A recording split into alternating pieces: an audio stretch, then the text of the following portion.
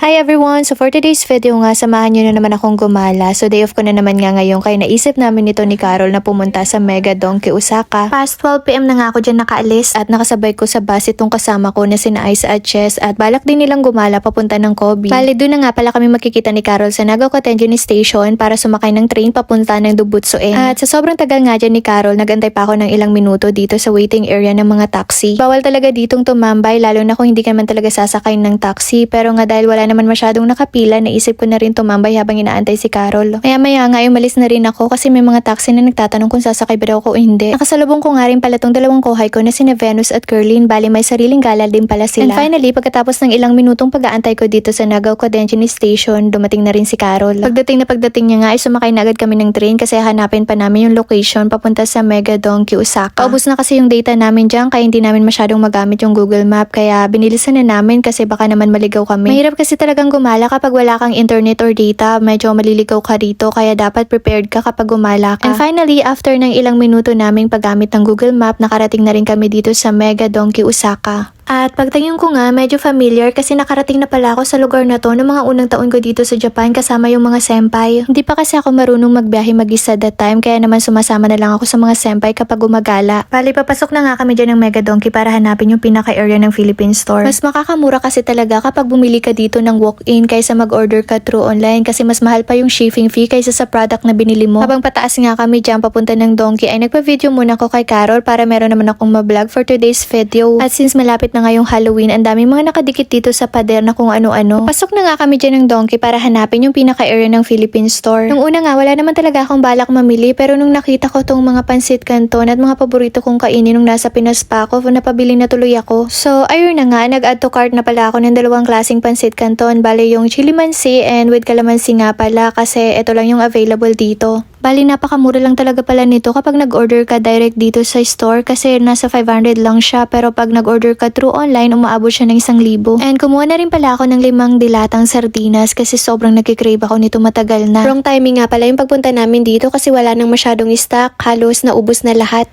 Bala ko pa sana dyan bumili ng ketchup at mga pampalaman sa tinapay kaso wala na din talagang stock, kaya ito na lang yung mga nabili ko. Dahil nga wala masyadong stock dito sa Philippine store, naisip ko na lang bilhin tong skinless, tender juicy at tocino. Medyo pricey nga lang siya pero okay na din kasi minsan lang naman ako mag-crave ng ganito. At napansin ko nga meron din pala silang iba't ibang klase ng isda na binibenta gaya ng bangus, tilapia at kung ano-ano pa. Meron din pala silang binibenta na prutas na langka na naka-frozen na kaso medyo pricey na din kaya cannot afford. Bale, ito nga pala yung pinaka-exact area dito sa Philippine store sa loob ng Omega Donkey. So meron din pala siyang iba't ibang klase ng dilata, meron ding toyo, suka at iba't ibang klase ng ingredients. After nga namin bumili sa Philippine store, bumili na rin kami nitong ready-made meal na ulam para babaunin bukas sa company. Medyo gagabi na kasi kami sa pag-uwi kaya wala nang masyadong time sa pagluto. At naisip nga rin pala ni Carol na bumili din ng mga chocolate pampapackage papunta ng Pinas. Medyo mas mura kasi yung mga chocolate na paninda rito compare sa ibang store kaya dito na lang niya naisip bumili. Bali, nagpasabay nga rin pala si Chona ng 2 pirasong spam at sinabayan ko na rin ng isang maling. At habang nag-OOTD nga ako dyan, bigyan ko lang kayo ng konting info about dito sa Mega Donkey Osaka. Bale, maraming branches nga pala ng Mega Donkey ang meron dito sa Japan. Nasa Shibuya, Tokyo nga pala yung pinakamalaki at pinakasikat na donkey dito sa Japan. Pero dahil nga mas malapit kami dito sa Osaka, kaya dito na lang namin naisip pumunta at bumili. Sobrang layo kasi kung pupunta ka pa ng Tokyo, around 4 hours yung biyahe at higit sa lahat mas mapapagastos ka pa. At sa mga gustong pumunta nga pala dito sa Donkey Osaka, this is located sa Ibisu Higashi Naniwako, Osaka, Japan. From 9 AM to 5 PM nga pala yung open dito sa Donkey at kapag holidays naman, sarado sila. Bali, 2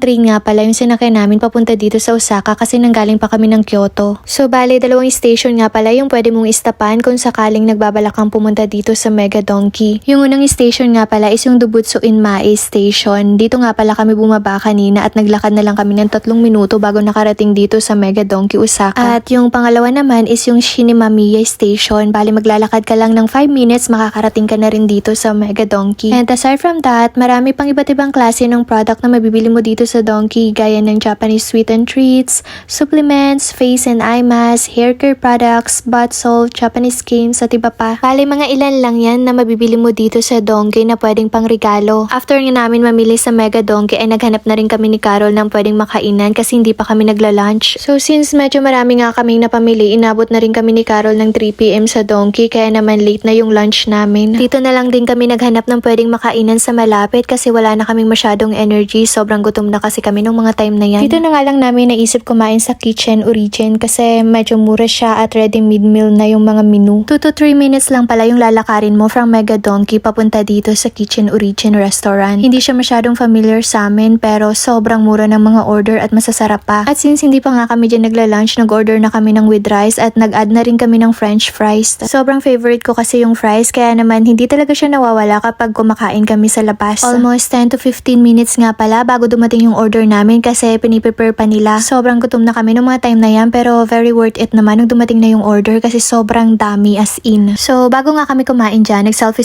muna kami ni Carol para meron naman kaming memory springs pack dito sa restaurant na to. And ito nga pala yung order namin ni Carol. Bali magkaiba yung order namin at same price lang din pero sobrang mura lang nito, wala pang 1,000. Akala nga namin ni Carol kulang pa yung rice kaya nag-order pa kami ng 2 rice pero sobrang dami kaya hindi na namin naubos. Bali 2 services nga pala yung ino-offer nitong restaurant na to. Pwedeng dine-in at pwede ka rin mag-take out. And aside from that, very affordable lang yung mga menu dito. Around 500 yen to 1,000 lang yung mga order. Kaya naman kung talagang nagtitipid ka talaga at low budget ka, pwede ka dito sa restaurant na to. Pagkatapos nga namin kumain dyan ay nilagay na namin yung mga kinainan namin sa trash can at self-service nga pala dito kapag kumain ka. And same with other restaurant, isa-separate mo din yung nabubulok at hindi nabubulok bago ka umalis. Bali past 6 PM na nga bago kami dyan nakaalis ni Carol kasi ba naman sobrang dami ang napag-usapan namin kaya hindi na namin masyadong napansin yung oras. At ito nga palang itsura ng Kitchen Origin restaurant na kinainan namin. Bali, napakaraming menu nga pala yung meron sila and mostly naka-ready-made meal na. Inabot na nga kami ng gabi ni Carol sa pag-uwi kaya medyo nagmamadali na kami nung mga time na yan. Maglalakad pa kasi kami dyan ng 15 minutes bago makarating sa Dobutsu Inmai Station. Bali, 7 PM schedule nga pala yung pinili namin para isang train na lang yung sasakyan at diretso na agad kami sa Nagao Katenjin Station. Medyo natagalan pa nga kami dyan bago makapunta sa Dobutsu Inmai Station kasi nga struggle is real, wala kaming masyadong data para gamitin yung Google Map. Pero good thing naman kahit papano naka-operate yung internet data namin at nakasakay na rin kami ng train. Hanggang dito na lang, bye!